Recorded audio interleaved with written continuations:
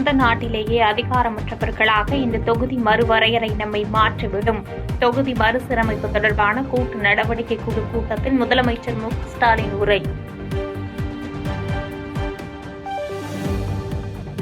இந்திய ஜனநாயகத்தையும் கூட்டாட்சியையும் காப்பதற்கான முன்னெடுப்பு இது. தொகுதிகள் குறைந்தால் நிதி பெறுவதிலும் சிரமம் ஏற்படும் என்று முதலமைச்சர் மு க ஸ்டாலின் கருத்து. தொகுதி மறுசீரமைப்பு கூட்டு நடவடிக்கை குழு கூட்டத்தில் பங்கேற்கும் பிரதிநிதிகளுக்கு ஆங்கிலம் மற்றும் அவரவர் தாய்மொழியில் பெயர் பலகை வைக்கப்பட்டிருந்தது. ஆங்கிலம், தமிழ், மலையாளம், இந்தி, பஞ்சாபி ஆகிய 5 மொழிகளில் மொழிபெயர்ப்பு செய்ய ஏற்பாடுகள் செய்யப்பட்டிருந்தது. தொகுதி மறுவரையறை தொடர்பான கூட்டு நடவடிக்கை குழு கூட்டத்தில் கலந்து கொள்ளும் விருந்தினர்களுக்கு தமிழ்நாட்டின் சிறப்பு வாய்ந்த பொருட்கள் பரிசாக வழங்கப்பட்டது.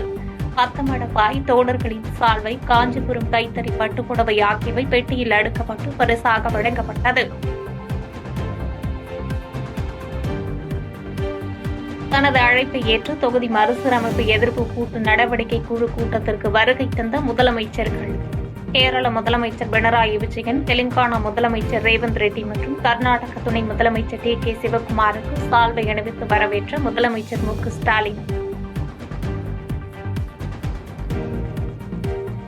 இன்றைய தினம் வரலாற்றில் பொறிக்கப்பட வேண்டிய முக்கியமான நாள்.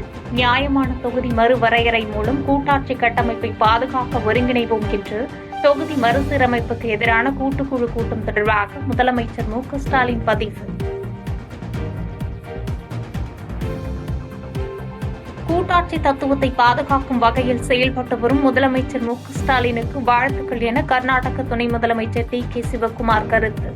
இது தொடக்கம்தான், வெற்றியை நோக்கி தங்கள் நடவடிக்கை இருக்கும் என தொகுதி மறுவரையறைக்கு எதிரான கூட்டு நடவடிக்கை குழு கூட்டத்தில் கலந்து கொள்வதற்கு முன்பு பேட்டி.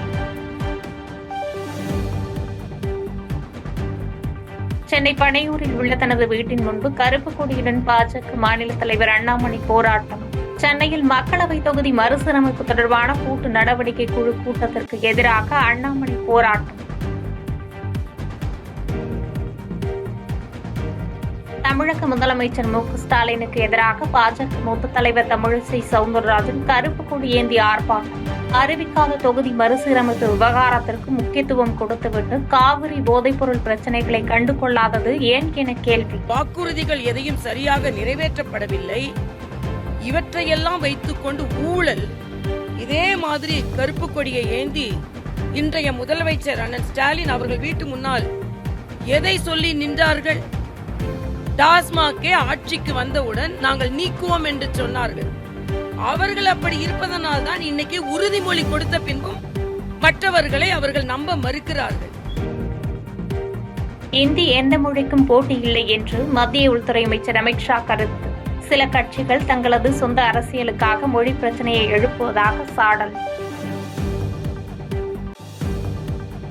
நாடாளுமன்ற தொகுதி மறுசீரமைப்பு விவகாரம் தொடர்பாக சென்னையில் நடைபெற்ற கூட்டு நடவடிக்கை குழு கூட்டம்.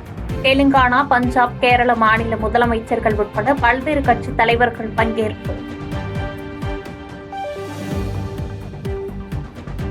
மக்கள் தொகை அடிப்படையில் நாடாளுமன்ற தொகுதி மறுவரையறை செய்யப்பட்டால் தமிழ்நாடு உட்பட பல்வேறு மாநிலங்களின் உரிமைகளை பறிக்கக்கூடும். திமுக எம்பி கனிமொழி கருத்து. மக்கள் தொகை அடிப்படையிலான தொகுதி மறுவரையறை தென் மாநிலங்களை பாதிக்கும் என கர்நாடக துணை முதலமைச்சர் டி.கே. சிவக்குமார் கருத்து. எக்காரணத்திற்காகவும் எம்பி தொகுதிகளை விட்டுத்தர மாட்டோம் என்றும் திட்டவட்டம். கர்நாடக மாநிலத்தில் முழு அடைப்பு போராட்டம். தமிழக மாநில எல்லையில் போராடிய கன்னட அமைப்பினர் கைது. கர்நாடக மாநிலத்தில் பேருந்து ஓட்டுநர் நடத்துனரை மராட்டிய மொழியில் பேசுமாறு தாக்கிய சம்பவத்திற்கு கண்டனம். கர்நாடகாவில் முழு அடைப்பு போராட்டம் நடந்தாலும் ஒசூர் வழியே கர்நாடகா செல்லும் தமிழக பேருந்துகள் வழக்கம் போன்று இயங்கும். 700 பேருந்து சேவைகள் இயக்கப்படுவதாக தமிழக போக்குவரத்து அதிகாரிகள் தகவல்.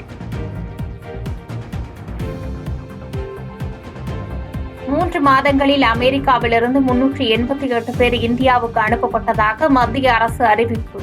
அமெரிக்க குடியுரிமை விதிகளை மீறியவர்கள் மட்டுமே வெளியேற்றப்பட்டதாகவும் நாடாளுமன்றத்தில் விளக்கம்.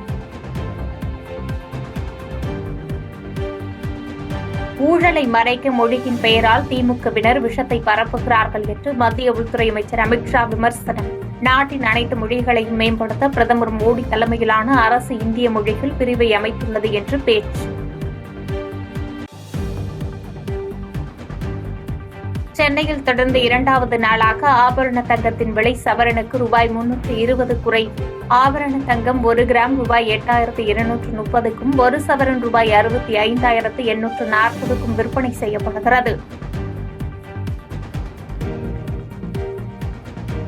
தூத்துக்குடியில் நள்ளிரவில் இடி மின்னலுடன் பெய்த கனமழை. பல்வேறு பகுதிகளில் மழைநீர் சூழ்ந்ததால் பொதுமக்கள் அவதி. ரிஷிகேஷில் நடைபெற்ற கங்கா ஆரத்தியில் பங்கேற்ற நடிகை பூஜா ஹெக்டே படப்பிடிப்பிற்காக வந்தபோது நடிகர் வருண் தவானுடன் இணைந்து பங்கேற்றார். பாதகம் செய்பவரை கண்டால் நாம் பயம் கொள்ளலாகாது பாப்பா. மோதி மிதித்துவிடு பாப்பா, அவர் முகத்தில் உமிழ்ந்துவிடு பாப்பா. அண்மை செய்திகளை உடனுக்குடன் தெரிந்து கொள்ள இணைந்திருங்கள் எம் நாடு தொலைக்காட்சியுடன்.